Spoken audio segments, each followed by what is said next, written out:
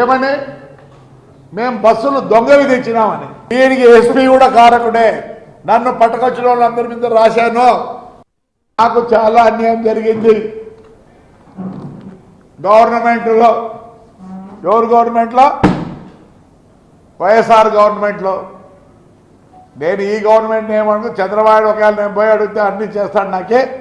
But I have to prove my self. లేదంటే రేపు ఆయన అంటారు దీంట్లో సీతారామాంజనులు మెయిన్. సీతారామాంజులు వదలను. వాడు పేరుని నాని అతను అసిస్టెంట్ కమిషనర్ ప్రసాద్ రావు, ఈయన డిటిసి శివప్రసాద్, అందరూ బ్రేక్ ఇన్స్పెక్టర్లో మీ ఇళ్ళ కాడొచ్చి కూర్చుంటా. ఈరోజు నేను బస్సు కొనాలి 50 లక్షలు కావాలి.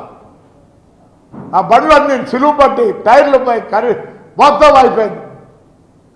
దానికి తోడు వైఎస్ఆర్ వాళ్ళు 2-3 బస్సులు కాల్చుతారు. నాకు చాలా అన్యాయం జరిగింది.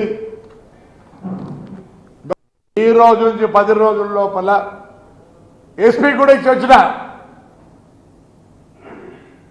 బ్యాక్ ఎంక్వైరీ మా డిటిసి ఎంక్వైరీ చేయి. ఆల్ బ్రేక్ ఇన్స్పెక్టర్స్ నా బండ్లు పట్టుకునే ప్రతి బ్రేక్ ఇన్స్పెక్టర్. ఈడ ఒక ఆలయం ఉంది అలా కన్నా గలా కానీ ఇల్లు ఎట్లా కట్టుకుంటావు? ప్రతి బ్రేక్ ఇన్స్పెక్టర్ చెప్తానా మీ ఇళ్ళ కాడ కూర్చోండి కాంపెన్సేషన్ కట్టించుకుంటా. మీ చేతులైతే ఆగే పోలీసు లేదు గాలీసు లేదు. నేను న్యాయం కోరుతాను.